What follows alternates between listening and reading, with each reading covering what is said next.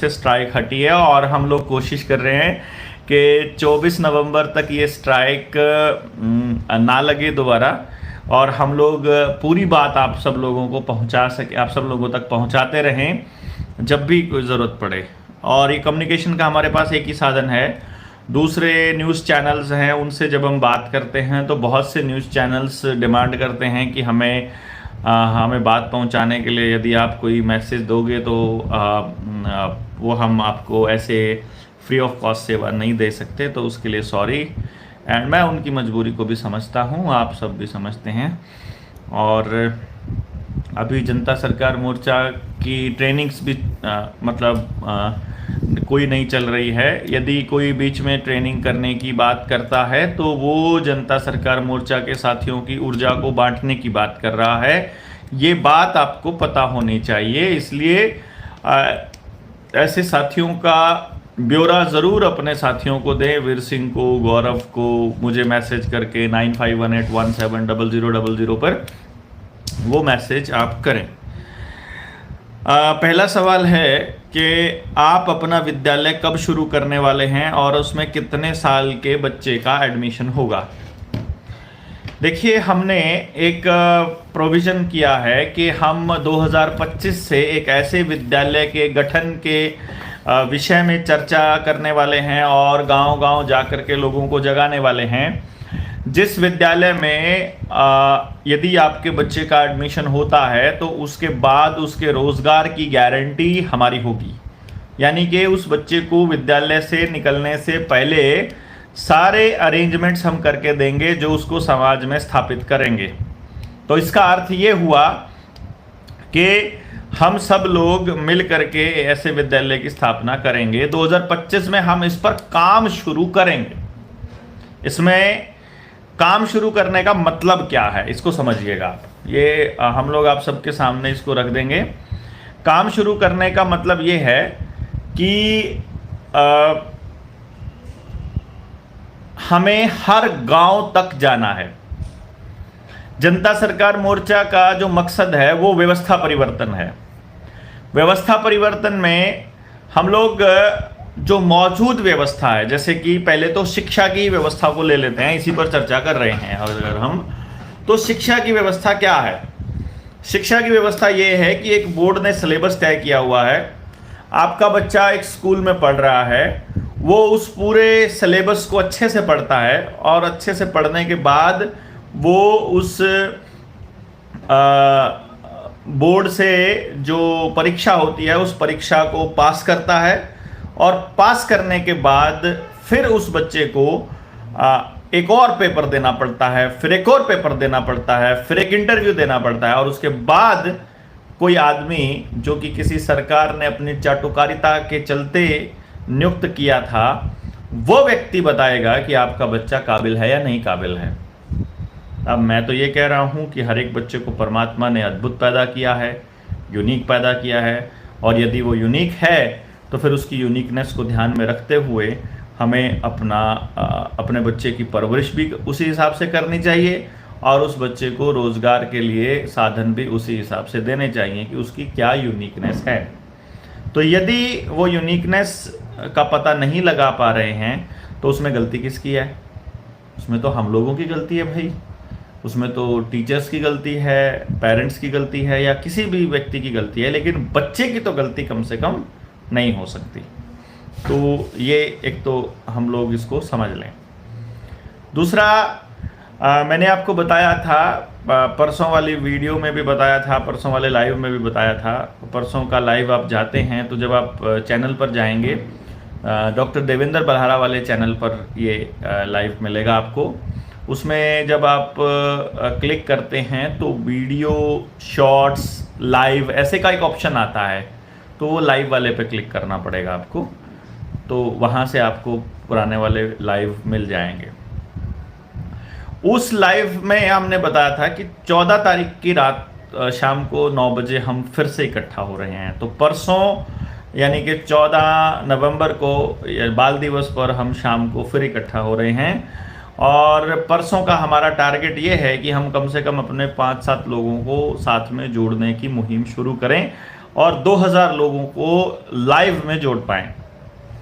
अब जो लाइव होगा वो डॉक्टर देवेंद्र बल्हारा वाले चैनल पर ना हो करके निडर इंडिया वाले चैनल पर ही होगा। तो निडर इंडिया चैनल का फ़ायदा ये होगा कि वहाँ पर सब्सक्राइबर्स ज़्यादा हैं, तो हम ज़्यादा लोगों तक बात पहुँचा पाएंगे। बाकी जो लोग डॉक्टर देवेंद्र बल्हारा वाले पर जुड़ेंगे वो उस पर भी जुड़ेंगे, हम दोनों पर चलाने की कोशिश करेंगे। बट लिंक हम जो शेयर करेंगे वो निडर इंडिया चैनल का ही शेयर करेंगे। तो अब विद्यालय पे काम शुरू करेंगे। काम शुरू करने का अर्थ क्या हुआ कि हम पूरे हरियाणा में हर गांव में जाने की योजना बना रहे हैं। प्रत्येक गांव में जाने का मकसद क्या है ये आपको मालूम होना चाहिए। प्रत्येक गांव में जाने का मकसद ये है कि हम लड़ाई लड़ रहे हैं व्यवस्था परिवर्तन की, और व्यवस्था परिवर्तन की लड़ाई में हमारा पर्पस है हर उस व्यवस्था को समाप्त करना जो बाजारवाद को बढ़ावा देती है, खास तौर पर शिक्षा, स्वास्थ्य, न्याय, राजनीति, खेती और धर्म। यहाँ पर अगर बाजारवाद को बढ़ावा मिल रहा है तो उस व्यवस्था को खत्म करना और ऐसी व्यवस्था लाना जिसमें ये 6 की 6 चीजें समाज के हाथ में हो और जो लोकल लोग हैं उनके हाथ में हो जल, जंगल, जमीन और जानवर। तो ये हमारा मकसद है और ये आप सब लोगों को मालूम है। तो इसी मकसद को लेकर के हम लोग चले हुए हैं और इसी मकसद के चलते हम अपना इस पूरा का पूरा अभियान को हम चलाए हुए हैं। तो इस मकसद के चलते जब भी आपको कोई भी समस्या आने लगे, अभी आप शायद देख रहे होंगे क्लियर हो गया होगा, अभी साफ हो गया होगा शायद देवेंद्र बल्हारा वाले चैनल पर, पहले शायद धुंधला था थोड़ा बहुत जी। और अब हर गांव के अंदर एक से एक योद्धा पैदा होता है और जिसको हम सरकार कहते हैं। देखो आप सरकार कहते हो लेकिन मुझे मालूम है कि वो असल में तो राक्षस हैं जिनको अपनी सत्ता कायम करनी है और उस सत्ता को बरकरार रखने के लिए वो कुछ भी करेंगे। ऐसे लोग अपनी सत्ता को बरकरार रखने के लिए, ऐसे लोग अपने लोगों को कंट्रोल करने के लिए किसी भी हद तक जाएंगे और उनकी इस प्रवृत्ति को हम समझते हैं।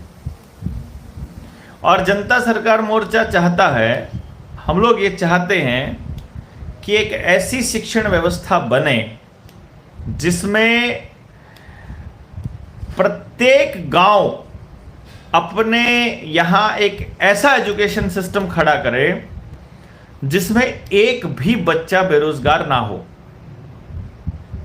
अब प्रत्येक गांव में यह बात कैसे जाएगी?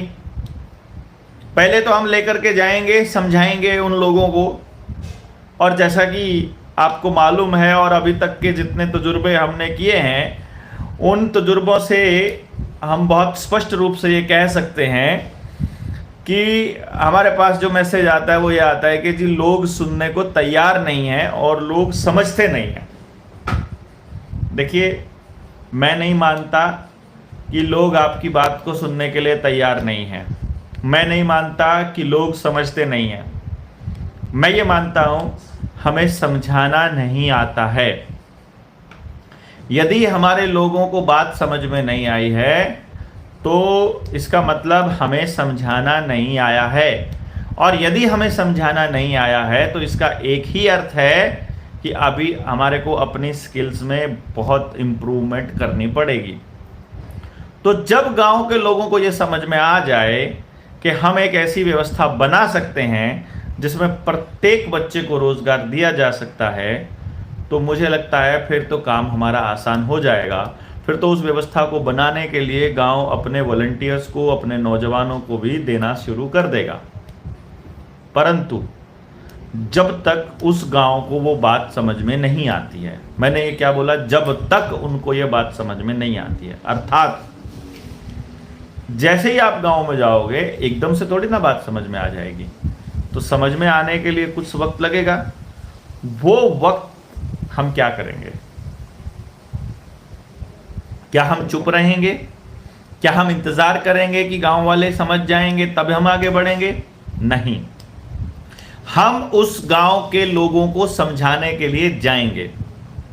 हम उस गांव को बताने के लिए जाएंगे कि आपके गांव में ये एक ऐसी व्यवस्था बन रही है, तो क्या आप इसके लिए आगे बढ़कर इसका योगदान नहीं करेंगे, इसमें योगदान नहीं करेंगे?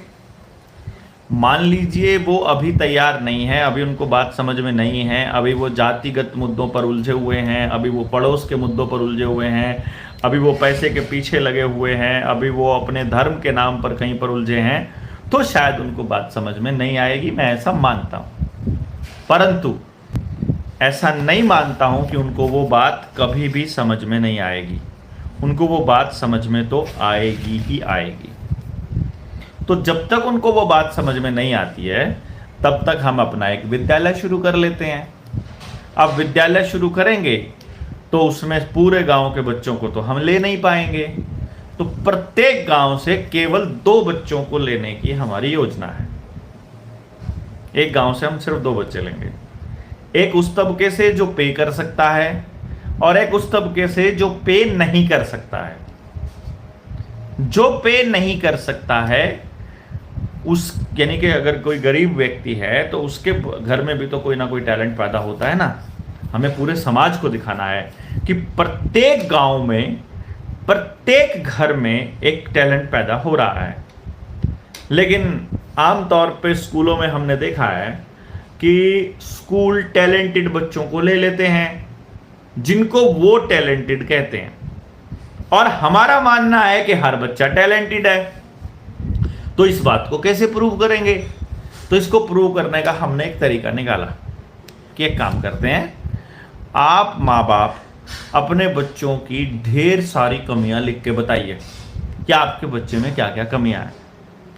वो कितना शरारती है, वो कितना बदतमीज़ है, वो कितना एंटी सोशल है, वो क्या क्या गलत करता है, आपको उसकी कौन सी गलत आदतों से परेशानी है, आपको उसकी किन किन चीज़ों से दिक्कत है, आप हमें लिख करके दीजिए। तो पूरे गांव में आमतौर पे जो स्कूल होते हैं, कॉलेजेस होते हैं, इंस्टीट्यूशंस होते हैं, वो ऐसे बच्चों को लेते हैं जो उनका नाम आगे बढ़ाने में मदद करें, यानी कि जो पढ़ने में इंटेलिजेंट हों, सारी बात मानते हों, गुलामों की ज़िंदगी जीने में एक्सपर्ट हों, और जो आप कहते वो पूरी बात अच्छे से मान रहे हों। तो वो ऐसे बच्चों को लेने की कोशिश करते हैं। तो ऐसे बच्चों को जब लेते हैं तो वो बच्चे खुद ही मेहनती होते हैं, और वो फिर उनकी मेहनत का जो क्रेडिट है वो इंस्टीट्यूशन ले जाता है या फिर वो स्कूल ले जाता है, और फिर माँ बाप और बच्चों के हाथ में कुछ नहीं लगता है। तो हमने कहा कि आप अपने बच्चों की कमियां बताइए। अब हम उन बच्चों को प्रेफर करेंगे, प्रायोरिटी पे हमारे वो बच्चे रहेंगे जिनमें सबसे ज़्यादा कमियां हैं।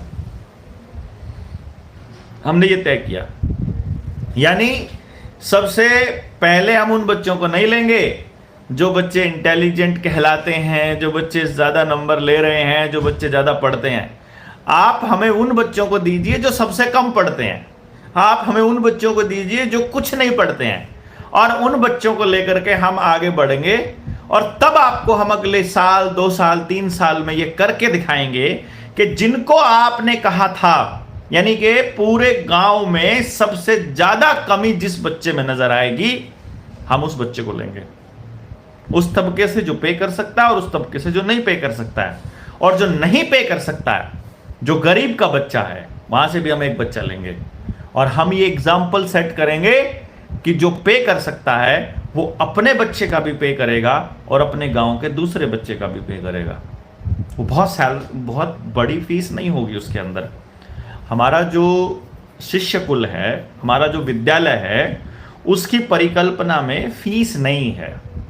हम ये कह रहे हैं कि भाई ये चार्जेस नहीं है, बल्कि ये कोऑपरेटिव विद्या से चलने वाला काम है।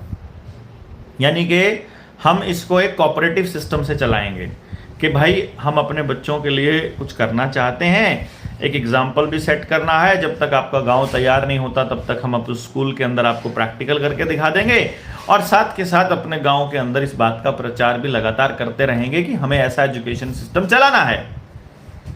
तो फिर हम क्या करेंगे, फिर हम एक ऐसे एग्जाम्पल के लिए इंतज़ार करेंगे उन साथियों का जो साथ आना चाहते हैं। कुछ साथियों के पास समय नहीं होता, उनके पास धन होता है। कुछ साथियों के पास धन नहीं होता लेकिन समय और हुनर होता है। तो आपका बच्चा, अगर आपको लगता है कि वो कम टैलेंटेड है, तो हमें लगता है कि वो सुपर टैलेंटेड है। उस कम टैलेंटेड बच्चे को सुपर टैलेंटेड बनाकर हम आपको देंगे। ये हम चैलेंज पूरे समाज को देने वाले हैं। ये हमने 2014, 15, 16 के उस दौर में भी दिया था, जब हमने ये कहा था कि आप हमें अपने समाज के सबसे कमज़ोर बच्चे दीजिए और हम आपको उनको तैयार करके दिखाते हैं। और हमने उनको तैयार किया और समाज के सामने एग्जाम्पल भी सेट किया। आप इस लिंक को मैक्सिमम लोगों तक पहुंचाने के लिए इसको ग्रुप में भेज सकते हैं, ताकि ज़्यादा से ज़्यादा लोगों तक ये संदेश जाए। 14 तारीख को, यानी कि आज अगर हम मंगलवार कहते हैं तो बुधवार, वीरवार को शाम को 9 बजे ज़्यादा से ज़्यादा लोग जुड़ें। ये हमने आज 8 बजे का समय इसलिए रख लिया कि हम ये देखना चाह रहे थे कि एक साथियों ने कहा था कि 8 बजे ज़्यादा लोग जुड़ सकते हैं, क्योंकि कुछ जगह पर 8 बजे नेटवर्क होता है, वो गांव से थोड़ा दूर जाकर नेटवर्क एरिया में जाकर बातचीत कर सकते हैं, पर कई जगह पर बातचीत नहीं हो पाती है रात को 9 बजे। तो हमने सोचा कि चलिए हम बात करके देख लेते हैं कि यदि 8 बजे भी लोग जुड़ रहे हैं तो अच्छी बात है। आप मैक्सिमम लोगों तक ये संदेश पहुंचाइएगा, क्योंकि ये विचार हमें हर घर तक पहुंचाना है। हमारे पास इसके अलावा दूसरा ऑप्शन नहीं है। मैं ये आपको बहुत दिनों से कह रहा हूं। तो जो बच्चे आप कह रहे थे कि ये पढ़ने वाले नहीं हैं, उन बच्चों को हम बताएंगे कि ये कितने जीनियस थे। वो आपके हिसाब से नहीं चल रहे थे, इसका अर्थ ये नहीं है कि वो किसी लायक नहीं हैं।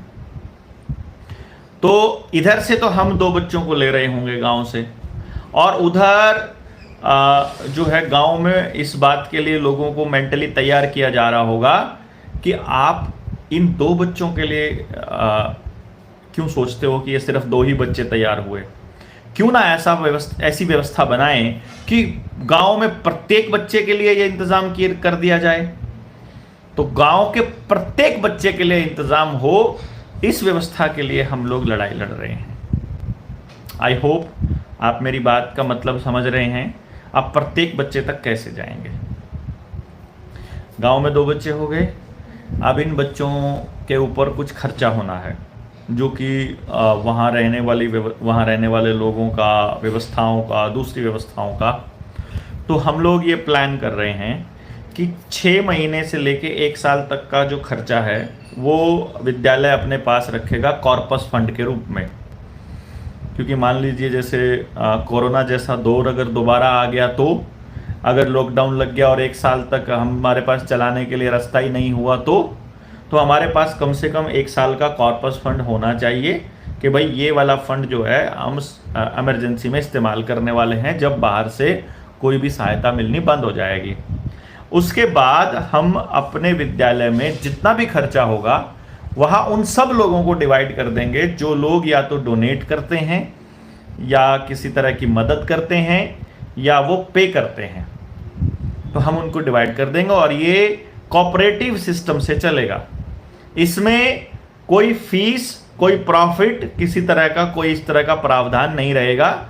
और जहाँ तक मैंने अपने बारे में इसमें प्लान किया है, मेरा इस विद्यालय में कोई मालिकाना हक नहीं रहेगा, कोई पद नहीं रहेगा। मैं केवल एक सलाहकार के रूप में रहूँगा। जब तक मैं जिंदा रहूँगा, इससे संबंधित निर्णय मैं आपकी सहमति से लेता रहूँगा, क्योंकि ये आइडिया मेरा है। मैं आपको बताऊँ, ये आइडिया आज से 10 साल पहले मैंने फॉर्मुलेट किया, फिर इसके ऊपर मैंने अपने स्कूली सिस्टम के हिसाब से अपने क्लासरूम में उन चीज़ों को साबित किया। फिर मैंने इसको गांव में जाके लोगों को समझाना शुरू किया। फिर लोगों ने कहा कि ऐसा संभव नहीं है। फिर मैंने इसके ऊपर लोगों को जागृत करते करते इसके लिए माहौल तैयार करना शुरू किया, और अब इसके लिए सही समय लग रहा है। ऐसा लगता है जैसे समाज में इसकी सबसे ज़्यादा आज के समय ज़रूरत है, क्योंकि जब हम वहाँ से 2 योद्धाओं को तैयार करेंगे, यानी कि 7,000 के करीब गांव हैं, तो 14,000 योद्धाओं को हम वहाँ से तैयार करेंगे। और प्रत्येक गांव के सिस्टम को बदलने के लिए वहाँ के आसपास के 10 गांव का क्लस्टर यदि मैं बनाऊं, तो मैं ये मानता हूं कि हर एक गांव के पास लगभग 20 योद्धाओं की टीम तैयार होगी आज से 10 से 15 साल बाद। तो मैं 15 साल के इस संघर्ष को अभी हम शुरू कर रहे हैं। तो ऐसा ना लगे समाज को कि हम केवल सरकार का विरोध करने वाले लोग हैं। तो इस रचनात्मक बात को लोगों तक पहुंचाने के लिए 24 नवंबर को तालकटोरा स्टेडियम में इकट्ठा होना बहुत जरूरी है, ज्यादा से ज्यादा लोगों का, बल्कि ज्यादा से ज्यादा परिवारों का। क्योंकि वो परिवार मतलब जो महिलाएं हैं वो एक दूसरे को अपनी बात बताएंगी, जो पुरुष हैं वो एक दूसरे को अपनी बात बताएंगे, और फिर हम पूरे हरियाणा में अपनी पूरी टीमों को भेजेंगे। इसके लिए तालकटोरा स्टेडियम के बाद कोई रणनीति बनेगी कि कितने साथी हमारे पूरी तरह से वॉलंटियर बनकर पूरे समाज में इस संदेश को लेकर के जाएंगे कि हम करना क्या चाहते हैं, हम समाज को देना क्या चाहते हैं, हमारा पर्पस क्या है। ये बात हम केवल उसी वक्त बता पाएंगे जब इसके ऊपर काम शुरू हो जाएगा। तो आई होप आप मेरी बात को समझ रहे हैं कि मैं क्या कहने की कोशिश कर रहा हूँ। तो ये एक संदेश हम पूरे के पूरे समाज को देने का प्लान कर रहे हैं। तो विद्यालय शुरू कब होगा ये इस बात पर निर्भर करेगा कि क्या हम हरियाणा के प्रत्येक गांव में पहुंच चुके हैं। जब तक हरियाणा के प्रत्येक गांव में 11 लोगों की कमेटी नहीं बन जाती और 2 बच्चों का सिलेक्शन नहीं हो जाता, और इन बच्चों को संभालने के लिए विद्यालय के पास सफिशिएंट टीचिंग और नॉन टीचिंग स्टाफ नहीं हो जाता, यानी इतने लोग नहीं इकट्ठे हो जाते अपने विद्यालय के अंदर एंट्री के लिए। वहाँ यदि आपको अपना बच्चा पढ़ाना है उसके लिए एक पहली कंडीशन ये है कि आपने निडर इंडिया चैनल पर जो बेसिक ट्रेनिंग एजुकेशन की दी हुई है वो पूरी की हुई होनी चाहिए। आपने बीएड नहीं किया हुआ है वो चलेगा, एमएड नहीं किया हुआ है वो चलेगा, कोई भी कोर्स नहीं किया हुआ है वो चल जाएगा, कोई दिक्कत नहीं है, परंतु एजुकेशन की वो ट्रेनिंग होना कंपलसरी है। क्योंकि आपको ये अगर पता चल गया कि बच्चे के टैलेंट को कैसे पता करना है, उसको निखारना कैसे है, तो हमारा आधा काम तो वैसे ही आसान हो जाएगा कि आपके सामने चल रहे बच्चे की हर बात को आप आसानी से समझा पाएंगे और समझ पाएंगे। तो ये हो गया पहला बिंदु कि हमारा विद्यालय कब से शुरू होगा। तो यदि आप इस मुहिम के लिए अपना सहयोग देना चाहते हैं, सबसे बेस्ट सहयोग हमारा है यदि आप हमारे साथ जुड़ करके अपने गांव को इस मुहिम में जोड़ सकें। यदि आप हरियाणा से हैं, तो आप किसी और स्टेट से बिलोंग करते हैं तो दूसरे स्टेट में भी ऐसा विद्यालय खोला जा सकता है। पहले एक टीम वहां की इस बात के लिए तैयार हो, दूसरा वो टीम इस बात के लिए ट्रेंड हो, और जब तक आप अपने विद्यालय अपने स्टेट के लिए ऐसी टीम खड़ी नहीं कर लेते हैं तब तक आपके बच्चों को संभालने की जिम्मेदारी ये वाला विद्यालय लेगा। यानी जनता सरकार मोर्चा से इस 24 नवंबर के कार्यक्रम तक जितने क्रांतिकारी साथी जुड़े हुए हैं उनके बच्चों को जब एडमिशन की बारी आएगी तो प्रायोरिटी पर लेने की हमारी योजना है। हम सोच रहे हैं कि उन बच्चों को हम प्रायोरिटी पे लें, क्योंकि वो लोग पहले से ही समाज में काम कर रहे हैं। हमने जब जनता सरकार मोर्चा से आपको जोड़ा था तो कोई स्वार्थ आपके सामने नहीं रखा था। हमने आपके सामने एक बात रखी थी कि हमको एक बात समझ में आई हुई है, हमें अपने बच्चों को बचाना है, हमें अपने समाज के अंदर एक पॉजिटिव माहौल क्रिएट करना है, हमें अपने समाज में निर्माण प्रक्रिया को चालू करना है और आप सब लोग इसमें साथ आइए। तो आप सब लोग जब साथ आए थे तो आपने ये नहीं कहा था कि हम इस शर्त पर आएंगे या हमें ये दिक्कत है। आप बिना किसी शर्त के आए थे, तो इसलिए आपके बच्चों के भविष्य के विषय में सोचना बिना किसी शर्त के ये हमारा दायित्व बनता है, ऐसा मैं मानता हूँ। तो आप सब लोग इसकी चिंता छोड़ दीजिए। जिन्होंने भी दिल से जनता सरकार मोर्चा के लिए, जनता सरकार मोर्चा के साथ हमारे साथ काम किया है, उनके बच्चों के लिए प्रायोरिटी पर लेकर के हमारा मतलब आपकी सेवा करना हमारा पहला धर्म है, ऐसा मैं मानता हूँ। कितना कर पाएंगे, देखिए ये समय के गर्भ में है, हम इसके ऊपर किस तरह से कोई योजना बना पाएंगे, कितने क्रांतिकारी साथी इसमें हमारे साथ जुड़ पाएंगे, कितने लोग इसमें एक्टिव पार्टिसिपेट कर पाएंगे, क्योंकि ज़्यादातर लोग ऑनलाइन ही कह देते हैं बलाराज जी हम आपके साथ हैं, आप आगे बढ़ो, हम तुम्हारे साथ हैं। इस तरह की चीज़ों को अवॉइड करना मुझे लगता है बहुत ज़्यादा ज़रूरी है और हमें प्रैक्टिकल एक दूसरे के साथ आना पड़ेगा।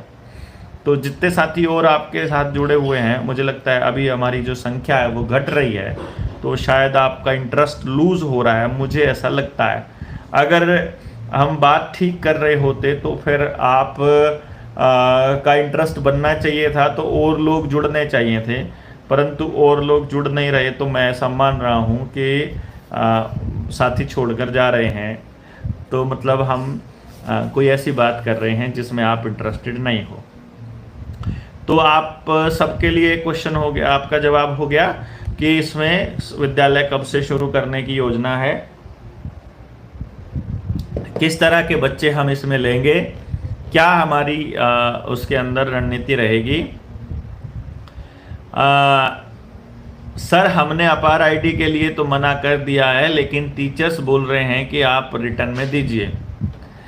देखिए अपार आईडी यदि आप बनवाना नहीं चाहते हैं तो उस बेवकूफ़ टीचर को बताइए, उसको समझाइए कि भाई श्रीमान जी, मैं तो गधा बोलने वाला था पर टीचर को गधा बोलूँगा ऐसे मेरे संस्कार मुझे अलाउ नहीं करते हैं, तो मैं इसलिए श्रीमान जी बोल देता हूँ कि श्रीमान जी जो आपने कंसेंट लेटर इसमें भेजा है, उस कंसेंट लेटर के अंदर साफ साफ लिखा हुआ है कि अपार आईडी पूरी तरह से वॉलंटरी है, ये पूरी तरह से स्वैच्छिक है, तो फिर ये लिखकर देने की बकवास काहे को कर रहे हो।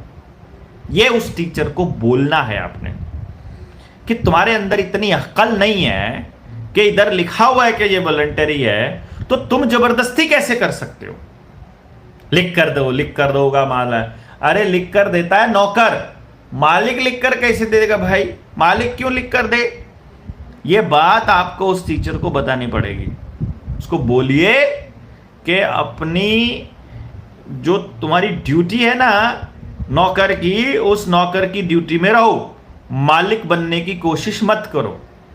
ये हमें एक दिन डेप्यूटी कलेक्टर को भी बताना पड़ेगा, एसपी को भी बताना पड़ेगा, थाना एसएचओ को भी बताना पड़ेगा, इन टीचर्स को भी बताना पड़ेगा। आंगनबाड़ी आशा वर्कर तो इसमें कहीं स्टैंड करते नहीं है, वो तो वैसे भी प्राइवेट संस्था के गुलाम हैं।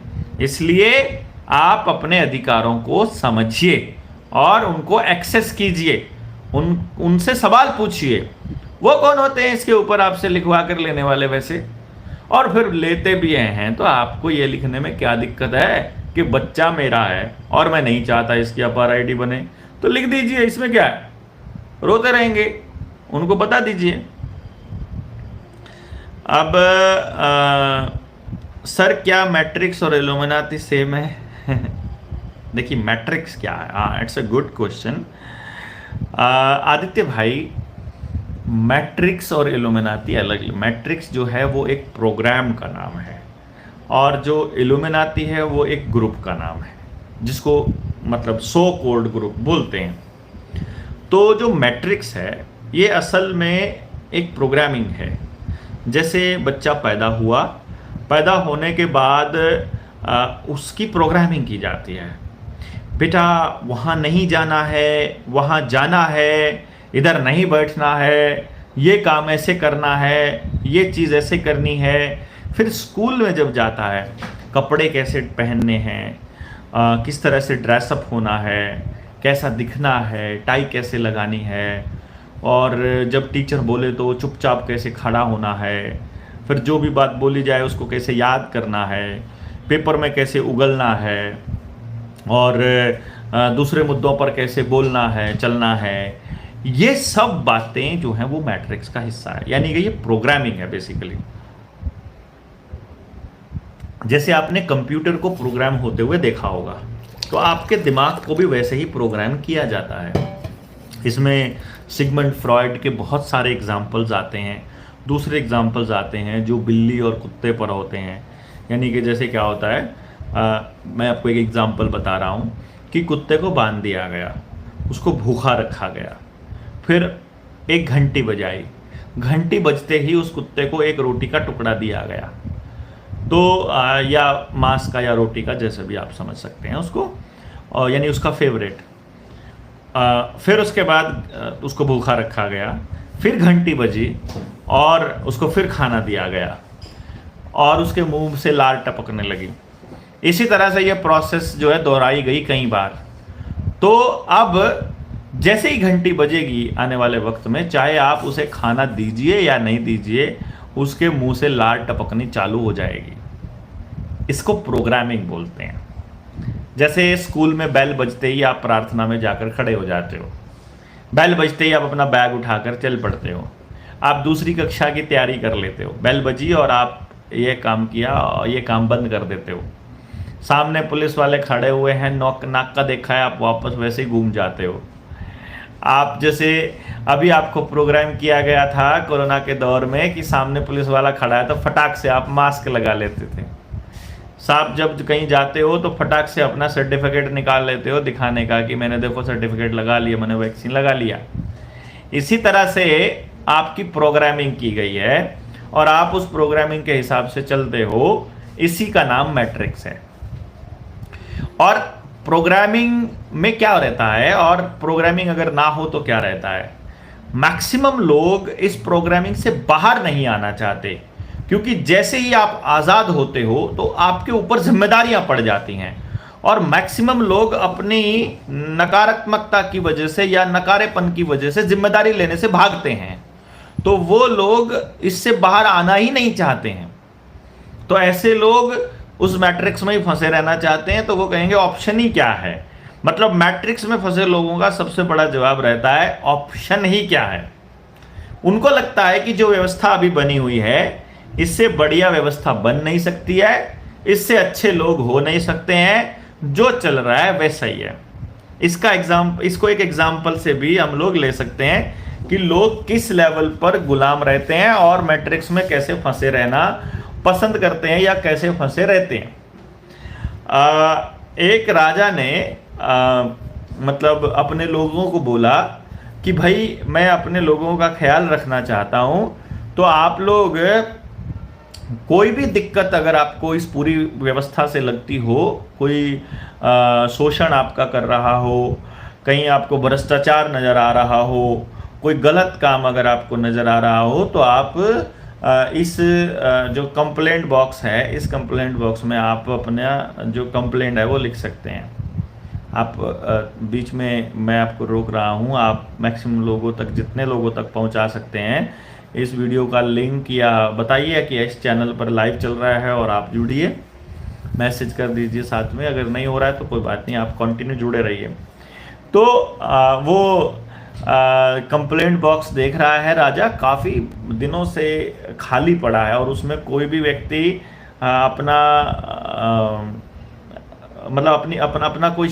अपनी कोई शिकायत दर्ज नहीं करा रहा है। तो राजा ने सोचा कि यार ऐसा कैसे हो सकता है कि दुनिया में लोगों को कोई किसी से कोई शिकायत ही ना हो और वो लिख कर ही ना देते हों, तो इस कंप्लेंट बॉक्स के अंदर सब कुछ खाली कैसे चल रहा है।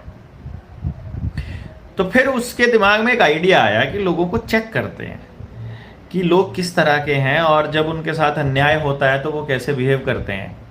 तो उन्होंने रास्ते में 2 विंडो लगा दी, एक इधर जाने वालों के लिए, एक उधर जाने वालों के लिए, कि कोई भी व्यक्ति यहाँ से जाएगा, ये सरकारी टोल है और यहाँ से जाते हुए आपको 2 जूते मारने पड़ेंगे। ये राजा का हुक्म है कि क्योंकि राजा आपको 5 किलो अनाज दे रहा है खाने के लिए, राजा आपके लिए 18-18 घंटे गधे की तरह काम कर रहा है, राजा आपके लिए सूट बदल रहा है रोज, तो राजा का आदेश है कि आपको 2 कोड़े या 2 डंडे लगाए जाएंगे, 2 जूते लगाए जाएंगे जब भी आप इस टोल से गुजरोगे, इस खिड़की से गुजरोगे। और वहाँ लोगों ने लाइन लगा करके जूते खाने शुरू कर दिए और वो जूते खाते रहे। फिर वो जो शिकायत पेटी थी, वो शिकायत पेटी राजा ने उस टोल के नज़दीक ला करके रख दी और कहा कि भाई किसी को भी कोई दिक्कत हो तो इस शिकायत पेटी में अपनी शिकायत या सुझाव लिख के डाल सकता है। तो जानते हैं वहाँ क्या सुझाव आए? वहाँ सुझाव आए कि राजा जी, ये इधर जूते जब मारते हैं ना तो लाइन लंबी हो जाती है, तो थोड़ा समय बहुत लगता है, हमें काम पर जाने में दिक्कत होती है। आपसे अनुरोध ये है कि जूते मारने वालों की संख्या बढ़ा दी जाए और यहाँ जूते मारने वालों की जो टोल है उसको, उनकी संख्या को बढ़ा दिया जाए ताकि हम समय से अपने जो काम है उस पर पहुँच सकें। ये हाल उन लोगों का है जो लोग ये सोचते हैं कि राजा जो भी करेगा प्रजा के लिए अच्छा ही करेगा और वो जूते मारने वाली प्रक्रिया में जाना चाहेंगे, वो लड़ना नहीं चाहेंगे, क्योंकि यदि आपने बोला तो आपका 5 किलो अनाज बंद हो सकता है, आपकी बुढ़ापा पेंशन बंद हो सकती है, आपका कोई दूसरा फ़ायदा आपको मिल रहा था उसकी पोल खुल सकती है, आपने कोई और दस्तावेज दे करके कोई और फ़ायदा ले रखा हो सरकार से, उसकी पोल खुल सकती है। तो उसकी पोल ना खुले इसके लिए जनता आराम से जूते खाने के लिए तैयार रहती है। इसी को मैट्रिक्स कहा जा रहा है, इसी को हम लोग मैट्रिक्स कह रहे हैं कि जो बचपन से प्रोग्रामिंग है। जैसे बच्चे मान लो जिद करते हैं, हमें ना इसमें जो ये खिड़की है गाड़ी के ऊपर होती है ना, सनरूफ होते हैं, कि हम इसमें चढ़ना है हमको, तो जो पेरेंट्स हैं ना वो बोलेंगे अरे नहीं पुलिस आ जाएगी आगे। जैसे पुलिस से डरना ही होता है, जैसे पुलिस का काम केवल डराना है और पुलिस तो सिर्फ इसी काम के लिए है, चालान कटने के लिए। तो फिर हम जब बड़े होते हैं तो पुलिस को सहयोगी के तौर पे हम लोग नहीं देखते हैं, पुलिस को नौकर के तौर पे हम लोग नहीं देखते हैं, फिर पुलिस को हम एक चालान करने वाली संस्था के तौर पे देखते हैं। ये एक मतलब पॉइंट था जो मैं आपके सामने रख रहा था, जिसको हम मैट्रिक्स कह रहे हैं, वो ये है। तो मैट्रिक्स में फंसे लोगों को तो आप किस तरह से निकालोगे, ये एक बड़ा सवाल आपके सामने आएगा। और दूसरा जो आपने बोला इल्यूमिनाती, ये कोई प्रपोज्ड ग्रुप है, कोई तथाकथित एक ग्रुप है, यानी कि असल में तो इनके अलग अलग नाम रख देते हैं। मालूम है क्या है? जैसे कि आपने मान लो किसी संस्था की जैसे एक ही व्यक्ति वही आरएसएस में है, वही बीजेपी के कार्यक्रमों में जाता है, वही बजरंग दल में जाता है, वही विश्व हिंदू परिषद में जाता है, वही ऐसे करके वो आरएसएस के लगभग 250 शाखाएं हैं, 250 सब्सिडरी कंपनियां हैं आरएसएस की। तो वो किसी भी संस्था में जाएगा, कहने को तो वो दिखाई दे रहा है 10 जगह पर जो आदमी उसे जहां मिला होगा वो कह देगा कि ये यहाँ का आदमी है। तो यही काम इल्यूमिनाती वाले केस में है। कोई आदमी उनको कहीं वर्ल्ड इकोनॉमिक फोरम में मिलेगा तो वो कह देगा ये वर्ल्ड इकोनॉमिक फोरम वाले चोर हैं। कोई उधर कहेगा तो वो कह देंगे कि ये सारा गड़बड़ करने वाले इल्यूमिनाती वाले हैं। कोई किसी और गैंग में मिलेगा तो वो कह देगा कि ये यहाँ पर मिलने वाले लोग हैं। तो असल में तो वो एक ही व्यक्ति अलग अलग जगह पर जा रहा है और सब जगह जाकर उसका एजेंडा तो सेम ही है, तो उसके एजेंडा पे वो अपने एजेंडा पे वो काम करता रहता है। तो वो एजेंडा क्या है, ये बात आपको मुझे लगता है कि मालूम होना चाहिए। तो जैसे ही वो एजेंडा आपको मालूम होगा आप उसको जान जाएंगे कि ये आदमी उस पूरे गैंग के अंदर शामिल है। तो इसी तरह से कभी वो व्यक्ति इल्यूमिनाती के रूप में नज़र आएगा, कभी वो व्यक्ति आपको वर्ल्ड इकोनॉमिक फोरम में नज़र आएगा, कभी यूनाइटेड नेशंस में नज़र आएगा, कभी इलेक्शन कैंपेन में नज़र आएगा, कहेंगे कभी ये कांग्रेस का आदमी दिखाई देगा, कभी बीजेपी का आदमी दिखाई देगा। तो ये अलग अलग तरह से वो व्यक्ति दिखाई देने लग जाएगा। तो वो व्यक्ति को आप कहाँ देखते हैं, ये आपके ऊपर है। क्वेश्चन है, बलारा जी, शहर की जनता अपने धन का उपयोग कहाँ करे ताकि वे उसका पूरा उपयोग कर सके? देखिए, जब भी आप कोई क्वेश्चन करते हैं ना, बहुत अच्छा रहता है यदि हम कनेक्ट होने के लिए इस मिशन पे आगे बढ़ें तो हम अपना नाम ज़रूर लिखें कि आप कहाँ से हैं। अब जैसे आपका जो नाम है वो वंडरफुल नेचर स्पोर्ट्स है, शॉर्ट्स है, तो ये इस नाम से तो हम क्या ही बोलेंगे कि ये कौन आदमी है। तो आप अगर बताएंगे तो ज़्यादा अच्छा रहेगा, ताकि भविष्य में अगर कहीं मिलें तो हम बताएंगे अच्छा ऑनलाइन तो आप मिले थे हमको वहाँ। और आप यदि कमेंट करते हैं ना यूट्यूब वगैरह पे, तो फिर वो पढ़ लेते हैं तो हमें मालूम रहेगा कि ये साथी अपने हैं जो हमसे लगातार कनेक्टेड रहे हैं। शहर के लोगों को मैं आपको बता दूं कि शहर भारत का हिस्सा नहीं है, मतलब भारत की व्यवस्था का हिस्सा नहीं है। तो दूसरा, अगर आपको यूज़ करना ही है तो आपको फिर से जंगल आधारित व्यवस्था में आना पड़ेगा। शहर के आइडेंटिटी कार्ड्स तो आपको छोड़ने ही पड़ेंगे।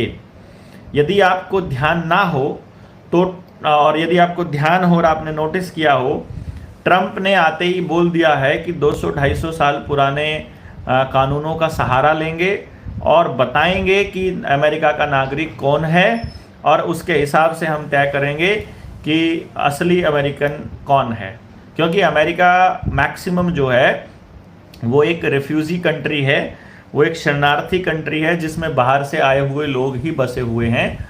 जो नेटिव अमेरिकन हैं वो बहुत थोड़े हैं, जिनको रेड इंडियंस कहा जाता था। अब वो कबीलों में, जंगलों में कहीं कहीं दिखाई दे रहे हैं। इसी तरह से CAA और NRC का जो खेल है, उसको चलाने से पहले, उसको पूरे देश के अंदर लागू करने से पहले, ये कबीलों में रहने वाले जो आदिवासी लोग हैं उनको तबाह करके, उनके जंगलों को उजाड़ करके उनको बाहर भेजा जा रहा है, उनको विस्थापित किया जा रहा है। MBA किए हुए बच्चों को वहाँ भेज करके उनको पढ़ाने के नाम पर, उद्योगों के नाम पर पैसे के साथ जोड़ा जा रहा है। प्राकृतिक संपदाओं को ख़त्म किया जा रहा है, प्राकृतिक जो जड़ी बूटियाँ हैं उनको सत्यानाश किया जा रहा है, जंगलों को राष्ट्रीय धरोहर घोषित करके उन पर कब्जा किया जा रहा है, जंगलों को काट करके उनमें कोयला और सोने जैसी धातुएं मिल रही हैं तो उसके ऊपर कब्जा किया जा रहा है, और उद्योगपतियों के लिए वो रास्ता खोला जा रहा है। और उसका मेन मकसद आदिवासियों को उजाड़ना है, क्योंकि जो व्यक्ति अपनी मूल जगह पर रह रहा है और खास तौर पर जिसकी अर्थव्यवस्था जल, जंगल, जमीन जो अपना है जिसका, और वो अपनी ही व्यवस्था में रहता है, जो एक कबीलियाई व्यवस्था में, जंगल आधारित अर्थव्यवस्था में रहता है, वो इस देश का असली नागरिक है। ये आपको शायद पता होना चाहिए, और ये आपको मालूम भी होगा। यदि नहीं मालूम है तो ये मैं आपको बता रहा हूँ कि असली देश का जो नागरिक है वो ये है। तो शहरों में रहने वाला व्यक्ति क्योंकि पूरी तरह से व्यापार आधारित जिंदगी जी रहा है, तो वो भारत का नागरिक नहीं हो सकता, क्योंकि भारत की व्यवस्था में व्यापार नहीं है। हमारे यहाँ दूध को बेचना मना किया गया, सब्जियां हमने कभी नहीं बेची, अनाज हम एक दूसरे को देते थे अपनी सेवाओं के बदले, हमने कभी नहीं बेचा। तो भारत की जो संस्कृति है, भारत का जो कल्चर है, उसमें व्यापार नहीं है। और इसीलिए ये जो आपकी गाड़ी का लाइसेंस आपका ड्राइविंग का लाइसेंस बनना, गाड़ी की RC बनना, आपका आधार कार्ड बनना, आपको फ्री का राशन मिलना और दूसरी चीज़ें मिलना, ये सारी की सारी कमर्शियल एक्टिविटीज़ में शामिल होती हैं चीज़ें। और जो व्यक्ति कमर्शियल एक्टिविटीज़ में शामिल होता है वही इनके इस लीगल सिस्टम के अंडर आता है। और भारत गैर न्यायिक है, इंडिया नॉन जुडिशियल है। जो आदमी अपने जीवन में व्यापार आधारित जीवन नहीं जीता है वो गैर न्यायिक है। तो वो गांव का आदमी है, वो जंगल आधारित अर्थव्यवस्था का आदमी है। शहर में रहने वाला व्यक्ति गांव की व्यवस्था का हिस्सा नहीं है, क्योंकि नगर को बसाया ही गया था व्यापार करने के लिए, कि गांवों की और आसपास के गांवों की सभी की ज़रूरतें जब पूरी हो जाएंगी, उन ज़रूरतों को पूरा करने के बाद जो सरप्लस हमारे पास मटेरियल बचेगा, उस सरप्लस मटेरियल को एक दूसरे लोगों तक पहुंचाने के लिए हम नगरों का इस्तेमाल करेंगे। ये व्यवस्था हमारे पूर्वजों ने, हमारे पुरखों ने बनाई थी। और सबसे पहले अंग्रेजों ने आकर के इन शहरों पर कब्जा किया था और भारत सरकार से इसका लीज एग्रीमेंट जो है वो 1870 में बनवाया था, जिसमें उन्होंने कहा था कि हमें 99 ईयर्स तक के लिए यहाँ व्यापार करने की अनुमति दी जाए। तो जितना भी हमारा संविधान है, जो भी हमारे दूसरे कानून है, चाहे आईपीसी है जो कि बन के अब बीएनएस हो गया है, जो पुलिस का कानून है, जो आर्मी का कानून है, जो इंडिपेंडेंस का जो एक्ट है, और जो उसके बाद के अपने ये पीपल्स रिप्रेजेंटेटिव एक्ट है जिसके तहत आप चुनाव करवाते हैं, चुनाव आयोग वाला, और दूसरे तमाम तरह के जितने भी एक्ट हैं, वो सारे एक्ट उसी दौरान 1970 से पहले के बने हुए हर एक्ट के ऊपर अंग्रेज़ों का ही दस्तावेज या उसका ही डिजिटल सिग्नेचर मिलेगा। उसको आप देखोगे तो, क्योंकि वो उसी 99 ईयर की लीज के दौरान बने हुए हैं और वो केवल शहरों को और व्यापार को ध्यान में रख करके बने हुए हैं। तो यदि आप इस व्यवस्था से बचना चाहते हैं और आपके पास पैसा है, तो आपको जा करके गाँव में ही शिफ्ट होना पड़ेगा। आप मैक्सिमम लोग जितना हो सके आप जंगल आधारित व्यवस्था को ही मजबूत करने का काम करना शुरू कीजिए। और जंगलों में भी यदि आप पेड़ लगाना चाह रहे हैं, तो वहाँ भी आपको हाइब्रिड पेड़ नहीं लगाने हैं, वहाँ आपको देसी पेड़ ही लेकर के आने पड़ेंगे, कहीं कहीं मिलेंगे। ये काम अपने को करना पड़ेगा। रोजगार के बारे में बताएं। राजीव भाई आपने लिखा रोजगार के बारे में बताएं। रोजगार एक ऐसा शब्द है जिसमें र ओ की मात्रा ज गा र होता है, और रोजगार किसी भी कार्य को हम कहते हैं जब आदमी अपने जीवन यापन के लिए, अपने परिवार की व्यवस्था चलाने के लिए और समाज को चलाने के लिए जब कोई कार्य करता है और उसकी ऊर्जा के बदले उसको दूसरी संस्था कोई ऊर्जा देती है, या जहां वो काम कर रहा है उस ऊर्जा के बदले उस ऊर्जा को करने के, इस पूरी प्रक्रिया को हम रोजगार कहते हैं। शायद यही पूछना चाह रहे हो। मतलब रोजगार के बारे में बताएं, इट्स नॉट ए क्वेश्चन। और मेरे पास ऐसे बहुत से लोग हैं जिनके सवाल मेरे पास आते हैं, जिनके मैसेजेस मेरे पास आते हैं, और वो सब लोग मुझे कहते हैं बलारा जी आप जवाब नहीं देते हो। और फिर मैं उनके मैसेज खोल कर देखता हूँ कि आप अपना नंबर तो बताओ कौन सा है जिसका जवाब नहीं दिया। और उसमें क्वेश्चन, और उसमें जो लिखा होता है, मालूम है क्या लिखा होता है? हाय, नमस्ते, हेलो। अब इसका मैं आपको क्या जवाब दूँ, आप ही बताइए। क्या इसका कोई जवाब हो सकता है? आप कमेंट बॉक्स में एक बार लिख के मुझे बता दीजिए, क्या इसका कोई जवाब हो सकता है हाय का? और आप ही बताइए, रोजगार के विषय में बताइए, रोजगार के बारे में बताइए, इसका क्या जवाब हो सकता है? आई डोंट नो इसका मैं क्या जवाब दूं, क्योंकि रोजगार के विषय में आप क्या जानना चाहते हो दोस्त, ये थोड़ा डिटेल में आपको पूछना पड़ेगा। Sorry to say that, but आपका क्वेश्चन अगर क्लियर नहीं होगा तो आंसर कभी भी क्लियर नहीं होगा। इसलिए बात को, अभी हम आपके साथ 1 घंटे से बैठे हुए हैं, 1 घंटे से हम बैठ करके बोल रहे हैं, तो आप कम से कम 2 मिनट के लिए लिख तो सकते ही है ना, और लिख करके अपनी बात रख लीजिए, हम आप बात को जवाब देंगे। ये जो कनाडा केस में चल रहा है इस बारे में कुछ बताइए। मेरी वो वीडियो याद कीजिए जिसमें मैंने ये कहा था कि दलजीत दोसांझ को अगर आप मतलब देख रहे हो कि इसको सिर पे चढ़ाया जा रहा है, तो इसका सीधा सा अर्थ ये है कि अगला नंबर पंजाबियों का है। आ गया कि नहीं आ गया? इधर दलजीत दोसांझ का ड्रामा चल रहा है दिल्लू मिनाती वाले नाम से, और उधर उन पंजाबियों को रगड़ा जा रहा है, देख रहे हो ना। फिर जो अपना देश छोड़ करके गए थे कुकर मुत्ते बेवकूफ़ गधे लोग, जो यहाँ से पढ़ाई के नाम पर, जो यहाँ से डंकी करके, और जो यहाँ से मतलब पैसा कमाने के लिए, उन दमड़ी के लिए अपनी चमड़ी बेच करके जो लोग गए थे, वो लोग वहां पर बकवास करते हैं देश के नाम पर और धार्मिक उन्माद फैलाते हैं। और फिर वो जो मंदिर वाली कमेटियां थी उन्होंने वहां उन्होंने अपना पीछा ही छुड़ा लिया। उन्होंने उनको रिजेक्ट ही कर दिया कि हमें नहीं मालूम है कौन कबाड़ है ये। मतलब वो कबाड़ जो संस्था के लोग हैं, जो पहले इस देश की आजादी की लड़ाई में जो अंग्रेजों के मुखबिर हुआ करते थे, उनके सपोर्टर, गुंडे, बदमाश, वो वहां कनाडा में धार्मिक उन्माद फैला रहे हैं। ये वहां के लोग हैं और ये आपको मालूम होना चाहिए। आपको पता है ना वो किसके सपोर्टर है वहां? और अगर आपको मालूम है तो बहुत अच्छी बात है, और नहीं मालूम है तो आप लिख दीजिए। आप कमेंट बॉक्स में लिखिए वो किसके सपोर्टर हैं। आपको मालूम है क्या किसके सपोर्टर हैं? अंबानी के पालतू कुत्ते की पार्टी के। अंबानी या अडानी, दोनों की। अडानी का पालतू कुत्ता मालूम है ना? नाम लिखिए जरा, बताइए। पहली बार नासिक जिला तिल, शंकर चौधरी जी लिख रहे हैं। नहीं समझ आया। हाँ अच्छा, ओके, पहली बार, ठीक है, बहुत अच्छा। अच्छा, वो जो आपने लिखा होगा कि हम पहली बार आए। गवर्नमेंट जॉब कब तक रहेगी? प्रिपरेशन करें या नहीं? गवर्नमेंट ही नहीं रहने वाली है दोस्त। गवर्नमेंट जॉब तो छोड़ दीजिए। ट्रैफिक पुलिस की जगह सीसीटीवी कैमरास, एआई, लड़ने वाले सैनिकों की जगह रोबोट्स, सफाई वाले की जगह सफाई वाला, क्लर्क का काम ऑनलाइन किया जा रहा है अभी क्लर्कों की मदद से और इन बेवकूफ़ मास्टरों की मदद से। मैं बेवकूफ़ क्यों कह रहा हूँ पता है?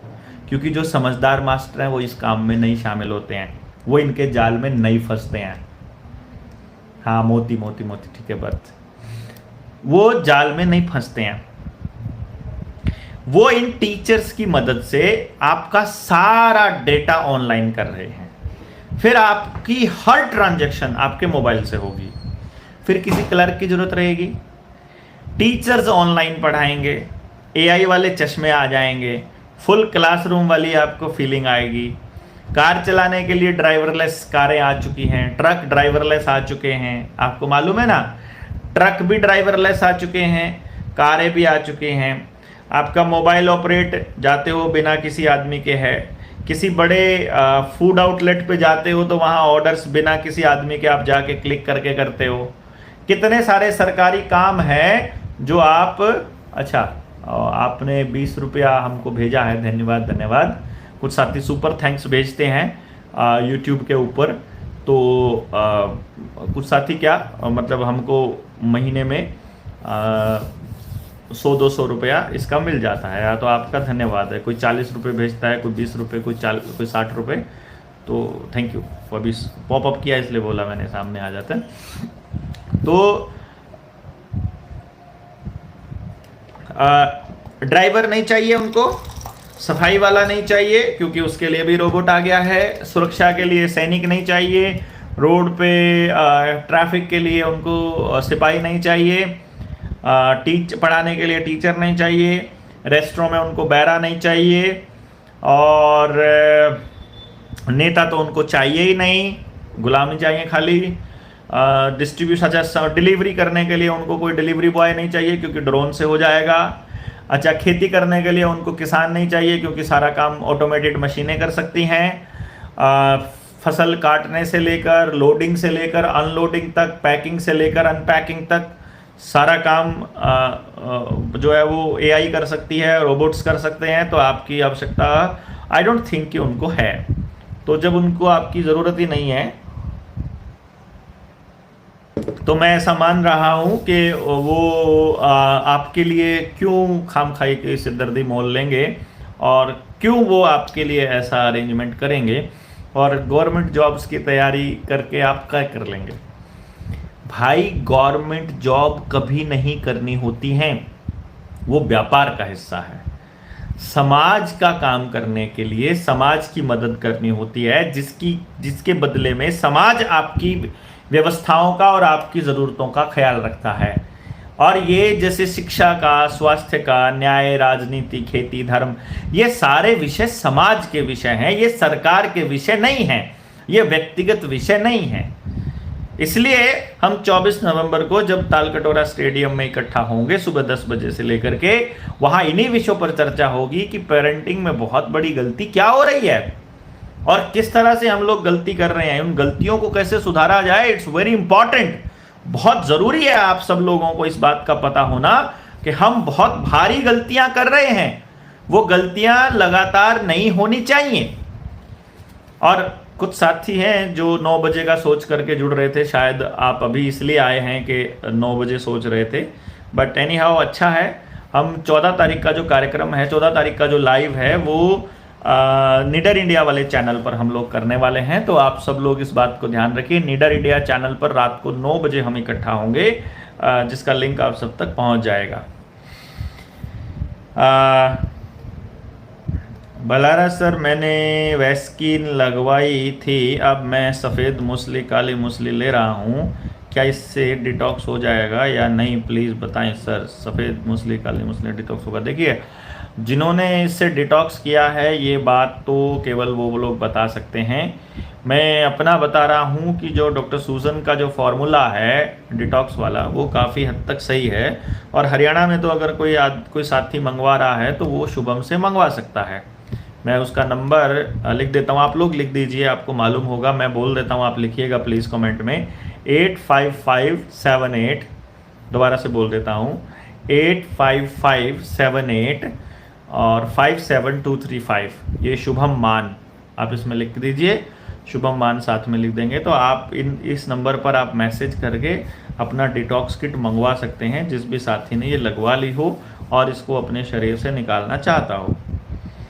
तो जेएसएम की आर्थिक मदद किस तरह से कर सकते हैं?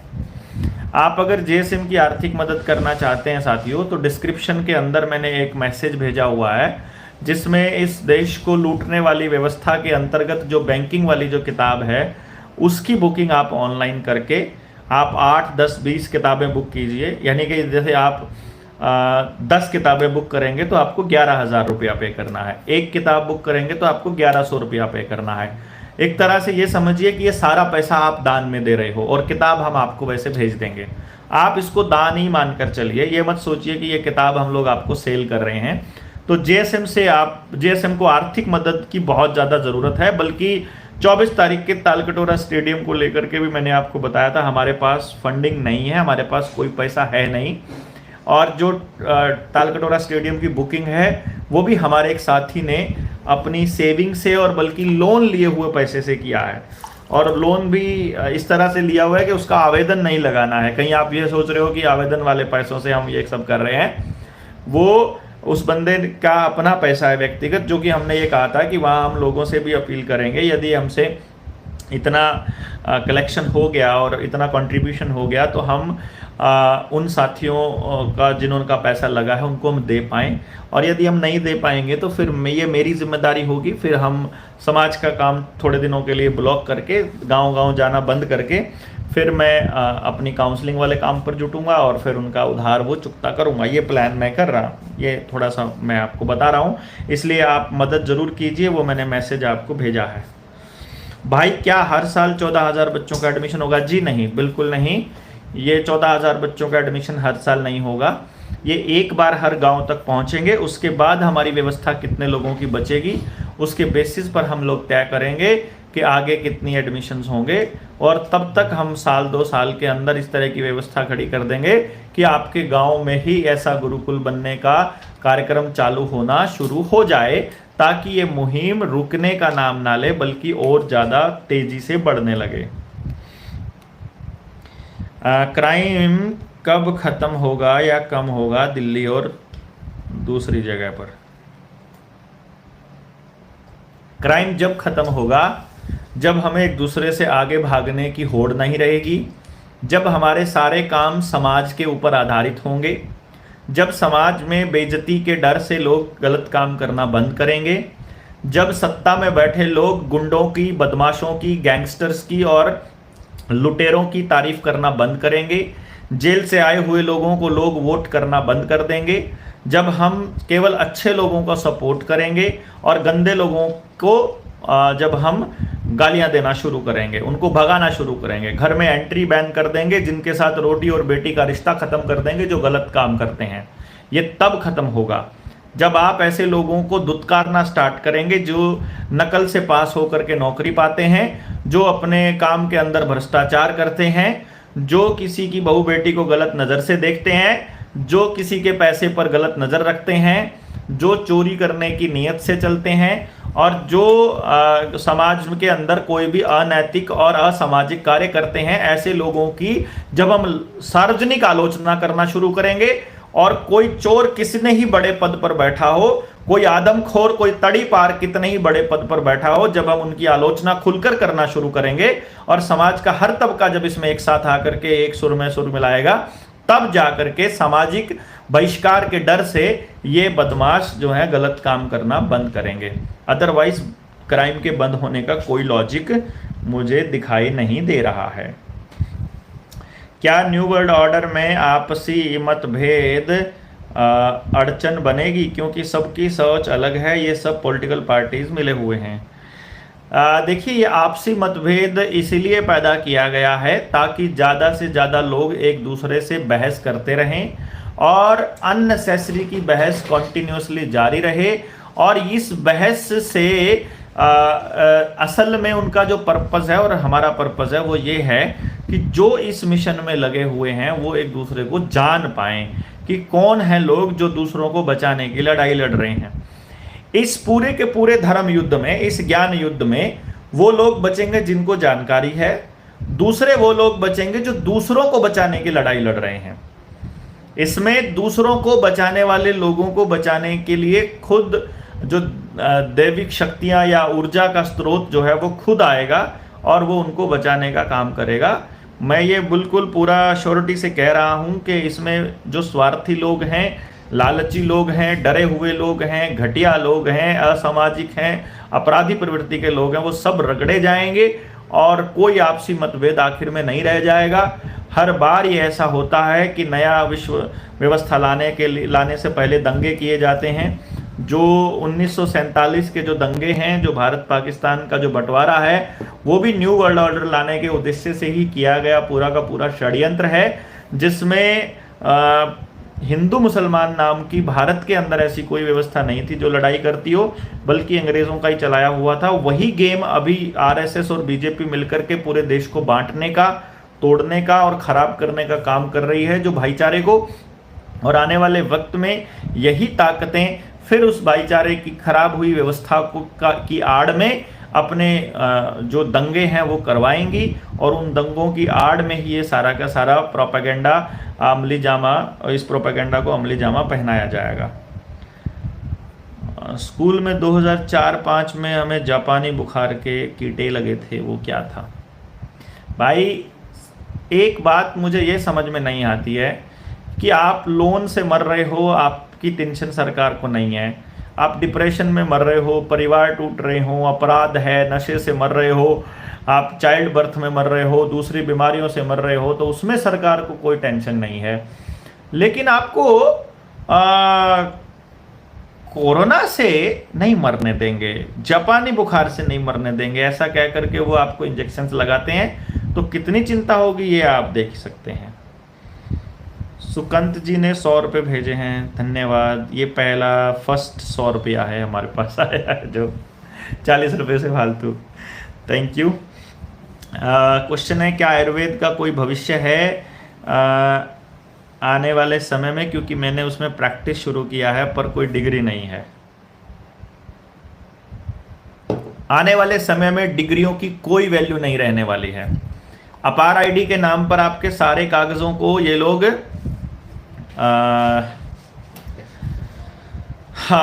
अपार आईडी के नाम पर ये लोग ऐसा कर रहे हैं कि जो डिग्रियां हैं वो तो इनके हाथ में हो जाएंगी, ये तो इनके काबू हो जाएंगी डिजिटल करने के नाम पर, और आपके पास कुछ बचेगा नहीं। तो भूल जाइए कि आपकी सहायता कहीं से होने वाली है और डिग्रियों वालों की सहायता कोई करेगा। रही बात आयुर्वेद की, आयुर्वेद एक ऐसी पद्धति है जिसका जिसका टाइम कभी नहीं जाएगा। यदि आप ईमानदारी से लोगों की सेवा करते हैं तो आप भूखे नहीं मरोगे, इसकी गारंटी है, यदि आपने सचमुच उसकी प्रैक्टिस की है। हाँ, पैसा कमाने के लिए यदि आपने इस काम को शुरू किया है तो शायद इसकी कोई मतलब मदद ना हो पाए आपकी, लेकिन यदि आपने समाज की भलाई के लिए किया है और आपका खुद का इंटरेस्ट है तो आने वाले वक्त में समाज आपको ज़रूर मदद करेगा। मैंने अभी तक के एक्सपीरियंस से ये देखा है। आप मुल्लों के अगेंस्ट क्यों नहीं बोलते? ये कौन गधा है जो ऐसा बोल रहा है, जो किसी के अगेंस्ट बोलने की बात कहता है? ऐसी कोई भी सूअर की औलाद यदि अपने चैनल पर आती है तो उसका स्वागत नहीं है। जो किसी व्यक्ति के या वर्ग के खिलाफत करने की बात कहे, आपको दिक्कत है ना किसी से, अगर कोई गलत काम करता है, यदि आप ये दिखाने की कोशिश करते हो, फेसबुक के ऊपर आपके सामने वीडियो आती है कि फलाने ने ये गलत किया, फलाने ने ये गलत किया, उसकी पूरी जात और उसका धर्म कैसे खराब हो गया? कल को तुम बोलोगे कि राजपूतों के खिलाफ क्यों नहीं बोलते हो, कल बोलोगे तुम जाटों के खिलाफ क्यों नहीं बोलते, कल बोलोगे चमारों के खिलाफ क्यों नहीं बोलते, वाल्मीकियों के खिलाफ क्यों नहीं बोलते हैं। ये इस तरह के वाहियात लोग जो हैं अपने चैनल पर ना आए तो बेटर है। आप इसको चैनल को ब्लॉक करिए और निकलिए यहाँ से, दफा होइए। कोई भी ऐसा व्यक्ति अगर आता है तो ये, मैं सिर्फ ऐसे लोगों को, हम लोग वैसे भाव नहीं देते हैं, पर क्योंकि बाकी लोगों को भी पता चल जाए, कोई सोच रहा हो इस तरह का कमेंट करने का, इसलिए कर रहा हूँ। सो डोंट वरी, मैं गुस्सा नहीं हूँ, मैं नहीं होता हूँ, मुझे फ़र्क नहीं पड़ता है, पर ऐसे गधों को बताना ज़रूरी होता है कि भाई अगर किसी ने समाज में गलत किया है तो कसूरवार वो अकेला है और उस कसूरवार को समय पर सजा देने का काम तंत्र का है, जो व्यवस्था है। तो अगर व्यवस्था उसको समय पर सजा नहीं दे रही है तो सवाल व्यवस्था से पूछा जाना चाहिए, ना कि उसकी जात से, ना कि उसके धर्म वाले लोगों से, ना कि उसके परिवार के लोगों से। और ये जो समाज को बिगाड़ने के लिए जो खेल चल रहा है, ये दोबारा से नहीं चलेगा, इस तरह से नहीं होगा। तो 24 नवंबर को आप में से कौन कौन आ रहा है और कितने लोग आ रहे हैं, आप एक बार कमेंट बॉक्स में लिख दीजिए, ताकि हमारा थोड़ा हौसला बढ़े, तो हमें मालूम पड़े। बदारा जी, क्या आप ऐसा कोई ऑनलाइन मार्केट बनाएंगे लाइक दिस अपवर्क एटसेट्रा, जिसमें अपना स्किल शो करें? हम पूरी की पूरी व्यवस्था बनाने की योजना बना रहे हैं मित्र, और इस पूरी व्यवस्था के अंदर आप जैसे लोगों की बहुत ज़्यादा आवश्यकता पड़ेगी, जो लोगों के पास कोई भी ऐसी स्किल है जिसकी मदद से हम लोगों तक जा पाएं। और इसीलिए 24 नवंबर के कार्यक्रम के बाद गांव-गांव तक जाने के लिए हम टीमें तैयार करेंगे और लोगों को जोड़ेंगे। चूंकि हमारा टारगेट ये था कि कम से कम 500 लोग तो जुड़ें, पर वो नहीं जुड़ पाए। 8 बजे से लेकर हम लगे हुए हैं, लगभग 75 मिनट मुझे बोलते हुए हो गए हैं, और पूरा दिन भी अगर हम कहीं पर बोलते हैं, सभाओं में बोलते हैं, तो आप समझ सकते हैं गले का क्या हाल होता होगा। तो वो तो थोड़ा सा गर्म पानी पी करके हम थोड़ा बचा के रखते हैं, बट आप थोड़ा सा इसको समझिए कि हमें लगता है कि ये जो वीडियो है या ये जो सवाल जवाब हैं, मुझे लगता है ये 14 तारीख वाली वीडियो में सही रहेगा। 14 को हम 9 बजे जुड़ेंगे, 9 से लेकर 10 बजे तक हम अपनी पूरी बात रख लेंगे। आपको कम से कम 2 से 2,500 लोग जोड़ने हैं, मतलब एक एक व्यक्ति। जैसे मैं देख रहा हूँ 222 लोग अभी अपने निडर इंडिया चैनल पर जुड़े हैं और 228 लोग यहाँ जुड़े हैं, तो पूरे 500 लोग तो हो गए। कितना हो गया? 450 लोग हो गया। 450 लोग तो अभी 2 चैनल्स पर जुड़े हैं, बाकी हम इसको फेसबुक पर भी डाल देंगे आज या कल में, तो हमारे साथ में लोग जुड़ जाएंगे।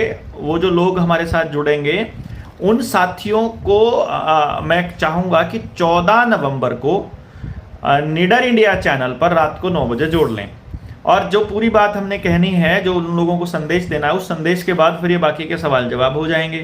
तो आप इसमें कमेंट बॉक्स में, इस वीडियो के कमेंट में डाल करके आप अपनी बात रख दीजिए, ताकि मैक्सिमम लोगों तक हम अपनी बात को पहुंचा पाएं। और ये सवाल जवाब का सिलसिला मुझे ऐसा लग रहा है कि हमें ये लगातार चालू करना पड़ेगा, ताकि आपसे संवाद बना रहे और हम अपने विचार आपको बता सकें और आपके विचार भी जान सकें। और जो जो साथी जुड़े हैं ये किसी ना किसी बहाने से ये ट्रेनिंग का programme, training kind of training programme ये चलता रहे।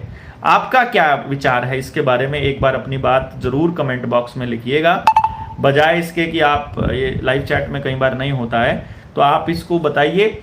और जितने सवाल आपने लिखे हुए हैं हम इनको देख करके फिर नोट कर लेंगे, और नोट करके एक एक सवाल का जवाब इसी तरह से विस्तृत रूप से देते रहेंगे, और जो नए सवाल आएंगे उन लोगों को भी जोड़ेंगे। और ये मुझे लगता है बहुत अच्छा प्लेटफॉर्म हमारा बन रहा है, जिसमें लगातार संवाद हो रहा है, और जो भी समस्याएं हमको आएंगी वो ज़रूर दूर होंगी। तो कमेंट, मैंने आपको डिस्क्रिप्शन में वो मैसेज दिया है जिसको आप जिसमें आप किताब बुक करके आप हमारी मदद कर सकते हैं। और चूंकि निडर इंडिया वाला चैनल है, इसमें तो आप सुपर थैंक भेज करके भी आप हमको सहायता राशि भेज सकते हैं, ताकि जो यूट्यूब का हमारे पास कोई अगर पेमेंट आएगा तो उसमें वो और आपकी राशि जोड़ करके हमारे खाते में आ जाएगी। तो इन सब चर्चाओं में मैं ये देख रहा हूँ कि बहुत सारे साथी हैं जिनके सवाल रह गए हैं, तो मुझे लगता है अगली चर्चा में हम इसको जोड़ लेंगे। 9:30 होने वाले हैं और काफ़ी सारे लोग इंतज़ार कर रहे हैं, अभी तो उनसे बात कर ली जाए। आपकी इजाज़त हो तो आप सब लोग जुड़े, इसके लिए जुड़े रहे, लगातार जुड़े रहे। इसके लिए आपका जितना मैं धन्यवाद करूं उतना कम है। आप सब लोगों को कोई भी चीज़ है, कोई भी बात आप कहना चाहते हैं तो कृपया करके आप मैसेज करिए, व्हाट्सअप करिए, और व्हाट्सअप 9518170000 पर है। और यदि आप हमें आर्थिक मदद करना चाहते हैं तो जो जागरूक समाज मंच संस्था का है अकाउंट, उसमें आप मदद कर सकते हैं। और जनता सरकार मोर्चा की कोई ट्रेनिंग 24 नवंबर तक नहीं है, और जिस ट्रेनिंग के विषय में हम क्योंकि ट्रेनिंग का जो पूरा कॉन्सेप्ट है जनता सरकार मोर्चा में, वो मेरा चालू किया हुआ है, और सभी साथियों ने ये तय किया था कि जो जिसका कॉन्सेप्ट होगा वही उसको लीड करेगा। तो जहाँ अगर कोई व्यक्ति ट्रेनिंग कर रहा है मेरे अलावा और जिसमें हमारी कंसेंट नहीं है, तो इसका मतलब वो जनता सरकार मोर्चा को तोड़ने के लिए कर रहा है। ऐसे किसी साथी से हमारी कोई कंसेंट नहीं है, इस बात को थोड़ा ध्यान दीजिएगा। और जागरूक समाज मंच संस्था के अलावा हम किसी और अकाउंट में अभी कोई पैसा हम नहीं ले रहे हैं। जो पहले वाले अकाउंट थे वो सारे के सारे अभी रुके हुए हैं। 19 नवंबर के बाद जिन लोगों ने उनमें पैसा जमा कराया है, उन अकाउंट्स का वो अभी हिसाब होना बाकी है।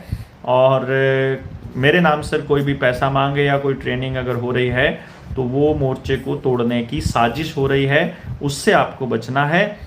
और जितने लोगों को जोड़ते हैं आप 14 नवंबर की ट्रेनिंग में, इसमें मीटिंग में, ऑनलाइन मीटिंग में यूट्यूब पे निडर इंडिया वाले चैनल पर, उतना अधिक संदेश लोगों तक जाएगा। तो आप सब लोग जुड़े, इसके लिए बहुत बहुत धन्यवाद।